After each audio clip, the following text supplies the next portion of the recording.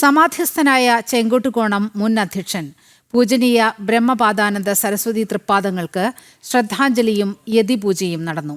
തിരുവിതാംകൂർ രാജകുടുംബാംഗം അവിട്ടം തിരുനാൾ ആദിത്യവർമ്മ ഭദ്രദീപം തെളിയിച്ച ചടങ്ങ് മുൻ കേന്ദ്രമന്ത്രി വി മുരളീധരൻ ഉദ്ഘാടനം ചെയ്തു. ശ്രദ്ധാഞ്ജലി സമ്മേളനത്തിന് ശേഷം ജ്യോതിക്ഷേത്രത്തിൽ യതിപൂജയും നടന്നു.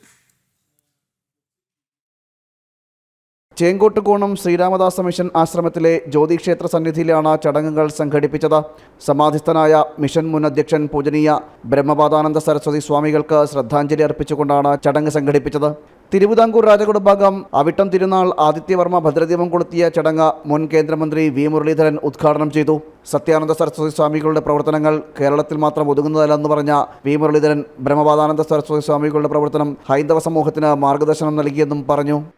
കേരളത്തിലെ ഹിന്ദു നവോത്ഥാനത്തിൻ്റെ വർത്തമാനകാലത്തെ ഹിന്ദു നവോത്ഥാനം, ആ വർത്തമാനകാല ഹിന്ദു നവോത്ഥാനത്തിന് തുടക്കം കുറിച്ച മഹാസന്യാസി വര്യൻ്റെ പാത പിന്തുടർന്നുകൊണ്ടാണ്, സത്യാനന്ദ സരസ്വതി സ്വാമികളുടെ പാത പിന്തുടർന്നുകൊണ്ടാണ് ബ്രഹ്മപാദാനന്ദ സരസ്വതി സ്വാമികൾ ഈ കേരളത്തിലെ സനാതനധർമ്മ വിശ്വാസികൾക്ക് അവർക്കെല്ലാവർക്കും അദ്ദേഹത്തിൻ്റെ ഭൗതിക ജീവിതകാലത്ത് മുഴുവൻ തന്നെ ശ്രീരാമദാസ മിഷന്റെ അധ്യക്ഷൻ എന്നുള്ള നിലയിൽ നേതൃത്വം നൽകിയത്.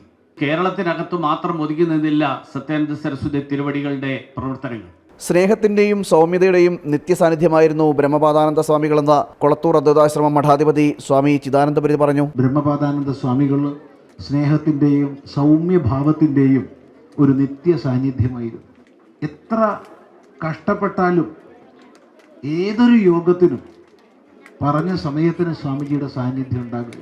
ഹൈന്ദവർക്ക് ഐക്യതയോടെ മുന്നേറുവാനുള്ള അവസാന കാലത്തിലൂടെയാണ് കടന്നുപോകുന്നതെന്ന് ചേങ്കോട്ടുകോണം ശ്രീരാമദാസ മിഷൻ മഠാധിപതി ശ്രീ ശക്തി ശാന്താനന്ദ മഹർഷി പറഞ്ഞു. സത്യാനന്ദ സരസ്വതി സ്വാമികൾ ഹൈന്ദവ സമാജത്തിനായി വിഭാവനം ചെയ്ത ത്രികോണ സംവിധാനം നടപ്പിലാക്കുകയാണ് മിഷന്റെ ലക്ഷ്യമെന്നും സ്വാമിജി കൂട്ടിച്ചേർത്തു. ചടങ്ങിന് അധ്യക്ഷത വഹിച്ച് സംസാരിക്കുകയായിരുന്നു സ്വാമി.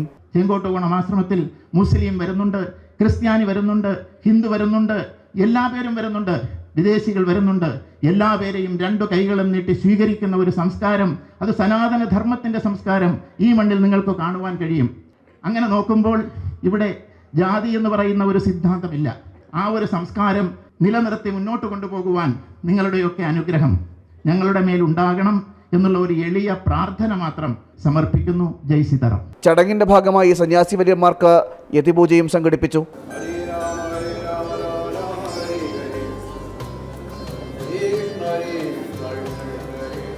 Hare Rama Rama Rama Hare Hare Hare Krishna Krishna Krishna Hare Hare Rama Rama Rama Hare Hare Hare Krishna Krishna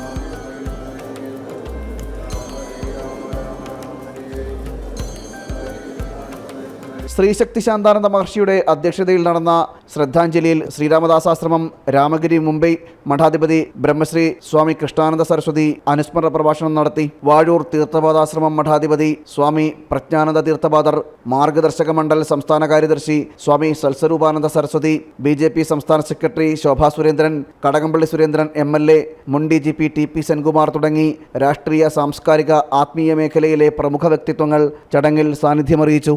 ജനം, തിരുവനന്തപുരം.